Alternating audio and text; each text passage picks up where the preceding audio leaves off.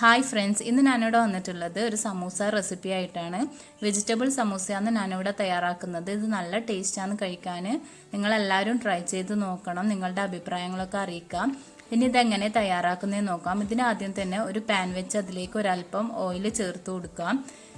ഇതിലേക്ക് 2 table spoon ഇഞ്ചി, വെളുത്തുള്ളി, പച്ചമുളക് പേസ്റ്റും കൂടെ ചേർത്ത് നന്നായിട്ടൊന്ന് വഴറ്റിയെടുക്കാം.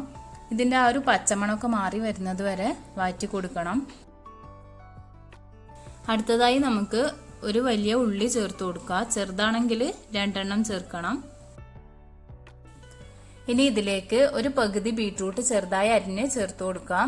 അതുപോലെ ഒരു 2 ക്യാരറ്റ് ഗ്രേറ്റ് ചെയ്ത് എടുത്തിട്ടുണ്ട്, അതും കൂടെ ചേർത്ത് കൊടുത്ത് നന്നായിട്ടൊന്ന് മിക്സ് ചെയ്തെടുക്കാം. ഇനി ഇതിലേക്ക് ആവശ്യത്തിന് ഉപ്പ്, ഒരു 1/4 ടീസ്പൂൺ മഞ്ഞൾപ്പൊടി, ഒരു 1/4 ടീസ്പൂൺ കുരുമുളക് പൊടി, ഇതും കൂടെ ചേർത്ത് നന്നായിട്ടൊന്ന് ഇളക്കി കൊടുക്കാം. ഇതിലേക്ക് ഒരു കപ്പ് ഗ്രീൻ പീസ് വേവിച്ച് ചേർത്ത് കൊടുക്കാം.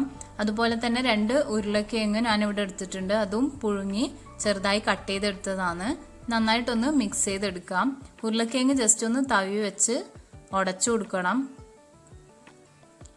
ഇനി ഇതിലേക്ക് 1 ടീസ്പൂൺ ഗരം മസാല ചേർത്ത് നന്നായിട്ടൊന്ന് ഇളക്കി കൊടുക്കാം.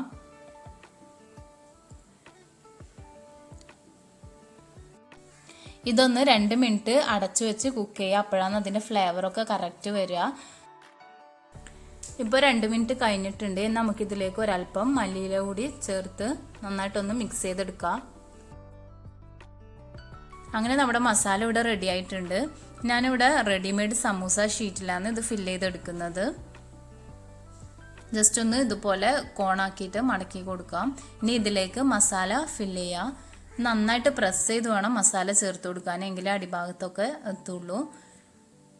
ഇനി ഇതിൻ്റെ സൈഡൊക്കെ മൈദാമാവ് വെച്ചിട്ട് നമുക്കൊന്ന് ഒട്ടിച്ചു കൊടുക്കാം. ഒരല്പം വെള്ളത്തിൽ കലക്കിയിട്ട് ഒട്ടിച്ചു കൊടുത്താൽ മതിയാകും. എന്നാലേ നല്ല ഇതായിട്ട് നിൽക്കും, അല്ലെങ്കിൽ മസാലയൊക്കെ പുറത്ത് വരാൻ ചാൻസ് ഉണ്ട്.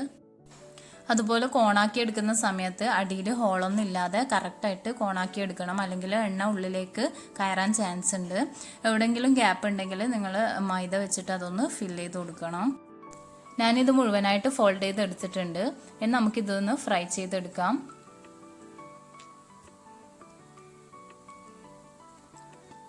ഇതൊന്ന് തിരിച്ചും മറിച്ചുമൊക്കെ ഇട്ടിട്ട് കുക്ക് ചെയ്തെടുക്കണം.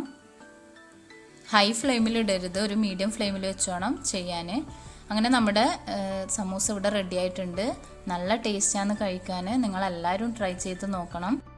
നിങ്ങൾക്ക് എൻ്റെ വീഡിയോ ഇഷ്ടമായെങ്കിൽ ലൈക്ക് ചെയ്യാനും കമൻറ്റ് ചെയ്യാനും ഷെയർ ചെയ്യാനും, അതുപോലെ സബ്സ്ക്രൈബ് ചെയ്യാതെ കാണുന്നവരുണ്ടെങ്കിൽ സബ്സ്ക്രൈബ് ചെയ്യാനും മറക്കരുത്.